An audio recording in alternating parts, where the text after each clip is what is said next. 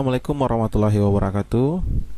Ya, pada kali ini kita akan mempelajari tentang mounting dan validasi preparat. Jadi ini adalah tahapan terakhir dari proses pembuatan histoteknologi atau merupakan teknik terakhir dari tahap histologi. Nah, ada dua yang perlu kita bahas, yang ingin kita lihat dan yang ingin kita pelajari adalah tentang mounting dan validasi preparat. Ya. Apa itu mounting? Mounting itu merupakan tahap akhir dari proses pewarnaan hematoksilin eosin. Jadi perlu digarisbawahi bahwa ini merupakan tahap akhir dari pewarnaan HE, bukan pewarnaan Papa Nicolau. Ya, karena di pewarnaan HE ini merupakan pewarnaan rutin pada histologi, histoteknik ya. Ini bukan merupakan pewarnaan pada sitologi. Ya, karena ini merupakan tahap akhir, nantinya ini akan menjadi langkah awal sebelum kita melakukan validasi. Untuk apa mounting ini? Mounting ini dilakukan dengan menutupkan kaca objek, ya, dengan kaca objek menggunakan mounting. Ya, jadi nanti kaca objek akan ditutup, ya, dengan kaca penutup. Ya, ini salah ya, proses menutup kaca objek dengan kaca penutup, ya, menggunakan mounting media. Nah, apa itu mounting media? Mounting media itu adalah media atau bahan yang digunakan untuk melakukan proses mounting. Proses ini bertujuan untuk mempertahankan jaringan yang sudah dilakukan pewarnaan agar bertahan dalam penyimpanan yang lama, ya, supaya pewarnaannya itu tidak terdegradasi atau tidak teroksidasi sehingga zat warnanya atau warnanya itu berkurang dan juga jaringan tidak rusak. Jadi pada kondisi tertentu preparat yang telah diwarnai itu lambat laun itu kalau disimpan dia akan memudar warnanya karena dia teroksidasi oleh udara sehingga menyebabkan zat warnanya itu terkondensasi, ya, di udara sehingga dia menjadi pudar. Nah, pada kondisi tertentu preparat ini harus disimpan lama jikalau nanti ada konfirmasi ulang atau cek ulang terhadap pasien tertentu, ya, sehingga zat warna perlu dipertahankan. Nah, mounting itu menggunakan mounting media yang merupakan zat yang nanti akan menghubungkan antara sediaan atau preparat atau jaringan yang sudah diwarnai dengan kaca penutup. Zat yang digunakan itu memiliki sifat adesif atau dia baru memiliki kemampuan untuk menyatukan atau menggabungkan suatu bahan yang sama atau berbeda jenis materialnya. Jadi singkatnya dia seperti lem atau perekat, ya, yang memiliki daya adesif yang tinggi. Nah, apa zatnya yang digunakan? Zat yang digunakan itu adalah entelan atau balsam Kanada. Jadi dua ini bisa dibeli atau dipesan pada toko-toko histoteknologi atau histologi. Itu banyak. Boleh menggunakan balsam Kanada, boleh juga menggunakan entelan, tinggal dipilih salah satu. Jadi kontur cairan entelan atau balsam Kanada mirip seperti lem, ya, mirip seperti lem.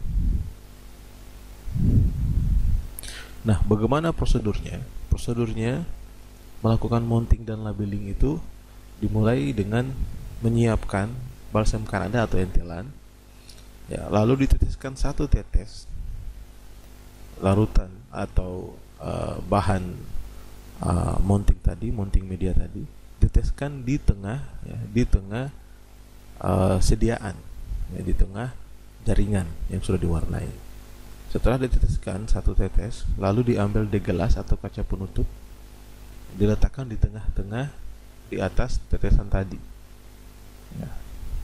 Lalu nanti kita tekan atau biarkan, boleh ditekan dengan perlahan sehingga nanti cairan balsam Kanadanya akan menyebar merata ke semua kaca penutup. Dan yang perlu diperhatikan adalah jangan sampai ada gelembung udara. Sebisa mungkin proses penekanannya harus seimbang dan tidak menimbulkan ada gelembung udara yang terperangkap, karena itu nanti akan mengganggu proses pembacaan. Nah, setelah itu dibersihkan sisa-sisa mounting yang keluar dari kaca penutup itu, lalu kita kasih label. Kita kasih label nama sesuai dengan preparat dan sesuai dengan cup yang representatif dengan jenis jaringan itu. Setelah dilabel, baru kemudian dilakukan observasi di bawah mikroskop untuk melihat, pertama adalah memvalidasi preparat yang kita buat layak atau tidak layak sebelum dibaca oleh dokter spesialis patologi anatomi. Kurang lebih tahapannya seperti ini ya. Jadi ini diteteskan, ini adalah sediaan, diteteskan balsam Kanadanya atau entelannya, lalu diletakkan kaca penutup ya. Kaca penutup ini banyak ukuran, ada yang ukurannya panjang seperti ini ya, ada ukurannya yang segi 4 seperti ini. Pemilihan kaca penutup itu didasarkan dari besar jaringan yang akan kita entelan yang akan kita mounting. Kalau ukuran seperti ini cukup dengan kaca penutup yang kotak. Tapi kalau ukurannya besar, jaringan yang misalkan seperti ini ya, tentunya dengan kaca penutup segi 4 ini tidak bisa. Jadi kita cari kaca penutup yang panjang seperti ini ya. Baru kita teteskan ya, kita tekan. Nah, setelah itu nanti akan ada kelebihan, biasanya akan kelebihan sisa-sisa mounting, yaitu dibersihkan, lap ya, baru kemudian siap untuk divalidasi.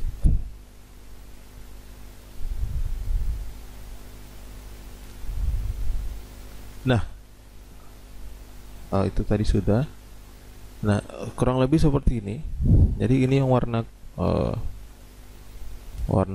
merah keunguan ini, warna ungu ini adalah jaringan. Ini sudah diteteskan dengan tertutup dengan kaca penutup ya. Ini sisa kelebihan mountingnya, ini dibersihkan. Hati-hati jangan sampai kelebihan mounting ada di atas kaca penutup. Makanya harus dibersihkan pakai tisu nih. Jangan sampai kita pegang ini kemudian kita pegang atas kaca penutup, nanti kaca penutupnya diburam. Jadi akan mengganggu pengamatan pada saat di mikroskop karena ada sisa entelan yang menempel di atas kaca penutup ya. Nah, ini dia menggunakan alat bantu pinset ya, untuk meratakan. Jadi kurang lebih seperti ini proses entelan.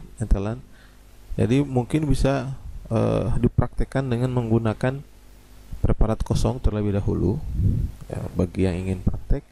Nanti baru diteteskan di tengah, baru dicoba tekan dengan kaca penutup untuk melatih keterampilan. Nanti baru kemudian dicoba ke yang memiliki preparat jaringan. Nah, selanjutnya adalah melakukan validasi preparat. Ini kurang lebih tampilan preparat jaringan yang ada di mikroskop. Ya. Hampir warna yang mendominasi adalah berwarna ungu. Ungu cerah karena ada integrasi dengan warna eosin. Nah, seperti apa validasi preparat itu? Validasi preparat itu bertujuan untuk mengontrol kualitas pewarnaan yang sudah kita lakukan, kemudian untuk menilai kelayakan preparat yang telah dibuat. Jadi bukan hanya menilai kualitas pewarnaan, tapi kita lihat juga apakah preparat kita ini layak atau tidak layak untuk diinterpretasi oleh dokter spesialis patologi anatomi. Bagaimana langkah-langkahnya? Ada beberapa hal yang harus diperhatikan. Jadi ini sama seperti kita melakukan evaluasi darah tepi. Hanya perbedaannya di tahap validasi. Beberapa hal yang divalidasi itu yang pertama adalah sebelum ke mikroskop, di luar kita harus sesuaikan labelisasinya. Jadi labelnya itu harus sama dengan pengantar pasien, pengantar sampel pasien, mulai dari data, kode, jangan sampai tertukar dengan sampel pasien yang lain. Kemudian kita validasi kesesuaian sampel. Jadi misalkan sampelnya itu membutuhkan 1 kup atau 2 kup karena beberapa jaringan, ya itu kita sesuaikan. Jadi kalau misalkan dia 2 jaringan, berarti kurang lebih ada 2 jenis preparat. Nah itu yang kita cek, mengecek kembali representatif dari sampel yang menjadi pengantar dari pasien tersebut. Kemudian kita cek kesesuaian ketebalan potongan jaringan, ya. Untuk mengecek kesesuaian ketebalan potongan jaringan ini kita masuk ke ranah mikroskopis. Kalau validasi tadi di kesesuaian labelisasi dan kesesuaian sampel, itu ke ranah makroskopisnya, di luar mikroskop. Ketika kita mengecek ketebalan, ini baru kita masuk ke ranah mikroskopis. Nah, yang dicek adalah sel tidak bertumpuk atau overlap. Tidak bertumpuk itu ada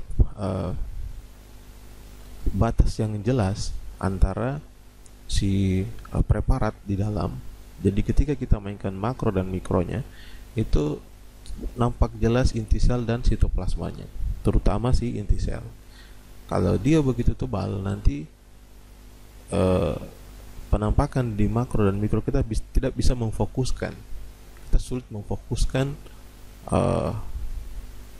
pandangan dari mikroskop karena begitu tebal, sehingga ada beban dari lensa objektif untuk memfokuskan, karena tidak sesuai dengan derajat penglihatan atau derajat tampilan dari mikroskop karena dia tebal. Atau selnya itu dia bertumpuk, ada sel lain yang menindis, atau jaringan itu dia menindis sel itu, ya, sehingga terjadi overlap. Selanjutnya adalah kesesuaian penetrasi regensia, seimbang atau tidak seimbang. Untuk menilai kesesuaian ini, itu yang dinilai adalah 2 jenis, yakni inti sel dan sitoplasma. Nah, inti sel dan sitoplasma itu harusnya inti sel itu berwarna gelap keunguan dan sitoplasma itu berwarna eosinofilik atau berwarna merah seperti warna eosin. Jangan sampai kita menemukan ketidakseimbangan di mana inti selnya itu berwarna merah atau sitoplasmanya berwarna biru, atau semua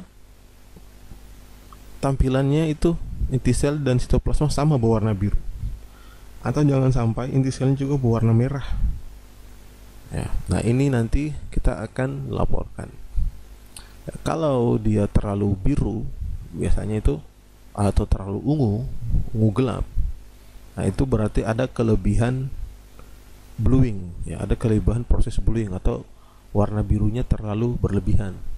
Nah itu bisa dilakukan proses rinse atau pencucian, ya, berarti permasalahannya ada di proses pencucian yang kurang, hingga boleh dilakukan proses rinse. Ada juga sering kita dapati tampilan inti sel dan sitoplasma itu berwarna merah semua. Inti selnya pun berwarna eosinofilik, merah tidak ungu. Itu berarti ada permasalahan, yakni inti selnya tidak mampu menyerap si warna ungu, ya, seperti itu, sehingga berarti proses bluing atau proses pemberian warna biru itu kurang. Nah itu bisa diberikan solusi dengan melakukan proses bluing yang lebih lama lagi. Nah, setelah menilai kesesuaian penetrasi, selanjutnya adalah menilai sediaan secara menyeluruh. Apa-apa saja yang dinilai, yakni lipatan. Jangan sampai ada kita temukan terjadi lipatan pada jaringan yang sudah diwarnai. Itu biasanya terjadi, jadi dia terlipat, jaringannya terlipat sama seperti terlipatnya eh, kain yang disetrika tapi terlipat. Nah, dia saling menindis. Sehingga nanti ada daerah yang terlipat itu sulit untuk diamati. Kemudian kita nilai lagi adalah tak intak atau tak utuh atau dia rontok. Harusnya misalkan itu terjadi di ujung-ujung sel, ya, ujung jaringan, pembatas jaringan itu biasanya ada pembatas di jaringan itu yang membatasi jaringan itu. Nah, itu biasanya itu rontok atau tidak utuh, terpotong selnya atau jaringannya terpotong. Nah, itu yang menjadi permasalahan yang perlu kita amati. Kemudian ada lagi shrinkage atau penyusutan. Nah, penyusutan ini bisa terjadi karena proses formalin, ya, karena proses di awal para proses fiksasi itu menggunakan konsentrasi yang tinggi, sehingga sel-sel atau jaringan itu akan mengalami penyusutan, ya, sehingga ketika kita warnai, warnanya itu tidak akan menyerap utuh, ya. Penggunaan fiksasi formalin itu perlu jelas atau perlu teliti pada 10%, jangan sampai melebihi itu bisa mempengaruhi, karena setiap konsentrasi itu akan mempengaruhi daya penetrasi dari si bahan fiksatornya. Makanya yang paling fiksasi yang paling ideal menggunakan 10%. Di atas itu proses fiksasinya akan lebih besar, sehingga dengan ketebalan 6 itu akan menghancurkan atau merusak dari si jaringan. Kemudian menggelembung atau permukaan tak rata. Nah, ini biasanya terjadi karena si jaringan yang sudah diwarnai ataupun belum diwarnai, dia tidak menempel erat pada permukaan slide atau kaca objek. Nah, sehingga ketika kita tutup dengan entelan, dengan proses mounting dengan kaca penutup, dia tetap akan menggelembung, terangkat, sehingga nanti pada saat kita melakukan pengamatan di mikroskop itu kita sulit untuk memfokuskan karena permukaannya tidak rata. Yang perlu kita nilai juga adalah gelembung udara. Ya, ini sekali lagi jangan sampai ada gelembung udara yang terperangkap di antara kaca penutup dengan jaringan. Seperti saya utarakan tadi, itu biasanya terjadi di tahap mounting. Ya, ini yang perlu diperhatikan. Nah, ini salah satu gambaran contoh preparat yang baik. Yang warna ungu ini adalah inti sel, semua inti sel. Yang warna eosin ini, warna merah ini adalah sitoplasma. Jadi ini adalah inti sel nih, semua inti sel. Nah, jadi ini jaringan, ini adalah inti sel ini satu sel, ini dua sel, ini lingkarannya. Ya, boleh saya tandai dulu. Ya, ini satu sel, ini lingkarannya nih. Ya. Ini sel lagi yang lain. Ya, ini lagi sel yang lain. Kalau kalian perhatikan ini terbentuk satu sel. Ya, ini lagi. Ya. Nah, ini biru-biru ini semua adalah inti sel. Nah, ini adalah merah, ini adalah sitoplasma. Ya. Nah, ini adalah contoh shrinkage yang terjadi pada fiksasi yang jelek dan fiksasi yang bagus dengan sampel yang sama. Jadi kelihatan ini yang dengan fiksasi yang jelek, ya, terjadi penyusutan terhadap sel dalam jaringan, sehingga kemampuan sel dalam menyerap zat warna itu berkurang. Nah, ini yang low, ini yang mid, ini yang high.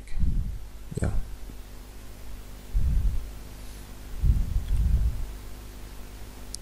Nah, Ada beberapa trouble dari pewarnaan yang sering kita temui selain yang disampaikan tadi. Ya, ada yang disebut dengan hematoksilin hiperkromatik. Ya, kalau disimak tadi mungkin bisa lebih dipahami. Ini mirip dengan yang saya singgung tadi. Ada juga ditemukan hematoksilin hipokromatik. Ada juga kita temukan inti sel berwarna ungu muda. Ada juga eosin hiperkromatik, eosin hipokromatik, dan sitoplasma berwarna ungu muda. Ya, tadi saya sudah sampaikan. Nah, ini istilah-istilahnya. Ya, jadi semoga bisa ditanggap tadi sebagai bahan latihan. Silahkan ditulis penyebab dan solusinya. Nanti bisa lebih dipahami apa itu hematoksilin hiperkromatik, penyebab seperti apa, begitupun yang hipo. Nah, dari masalah pewarnaan yang terjadi itu bergantung atau terjadi pada dua hal, yakni permasalahan pada hematoksilin, permasalahan terhadap eosin. Ya, hematoksilin bisa menjadi hiperkromatik ketika di lapangan pandang setelah diwarnai, ataupun eosin setelah diwarnai dia menjadi hiper atau hipo. Begitupun inti sel itu dia berwarna ungu muda, sitoplasma berwarna ungu muda. Nah, ini apa penyebabnya, apa solusinya? Tadi saya sudah singgung beberapa. Nah, silahkan dicari, semoga bisa dijawab, semoga bisa lebih dipahami. Yang terpenting adalah dalam validasi preparat, ya, ada dua hal yang kita lakukan validasi. Yang pertama adalah makro, kesesuaian labelisasi dan kesesuaian sampel. Kemudian mikro, ketebalan potongan, penetrasi regensia, yang ini tadi penetrasi regensia. Kedua ini yang masuk ke trouble pewarnaan. Ya. Kemudian menilai sediaan menyeluruh. Ya, seperti itu pertemuan kita, pembahasan kita mengenai mounting dan validasi preparat. Semoga bisa bermanfaat. Assalamualaikum warahmatullahi wabarakatuh.